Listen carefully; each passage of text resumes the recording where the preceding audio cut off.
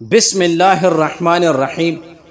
میرے محترم بھائیوں اور دوستوں، حضرت مولانا محمد علاء الدین اپنے کتاب اصلاحی واقعات کے اندر لکھتے ہیں کہ حاشد بن اسماعیل کہتے ہیں کہ امام بخاری رحمہ اللہ ہمارے ساتھ مشائخ بخارا کے پاس جایا کرتے تھے۔ اس وقت امام بخاری رحمہ اللہ نوعمر تھے۔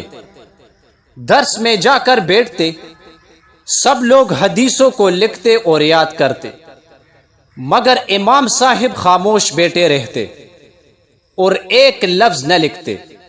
ساتھی ملامت کرتے کہ میاں جب تم لکھتے نہیں تو آتے کیوں ہو؟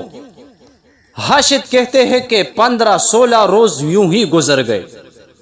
17ویں روز امام بخاری رحمہ اللہ نے تنگ آ کر کہا، تمہاری ملامت کی حد ہو گئی، لاؤ اپنے دفتر نکالو اور دکھاؤ تم لوگوں نے کیا لکھا ہے۔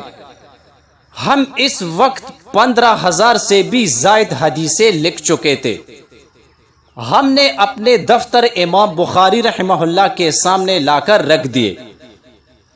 امام صاحب نے تمام حدیثیں بڑی مجلس میں زبانی سنا دی اور ہم نے جان لیا کہ جو نایاب خزانہ ہمارے کاغذوں میں ہے وہ امام بخاری رحمہ اللہ کے سینے میں محفوظ ہے، اور ہمیں امام کی یادداشت سے اپنے نوشتوں کی اصلاح کرنی پڑی۔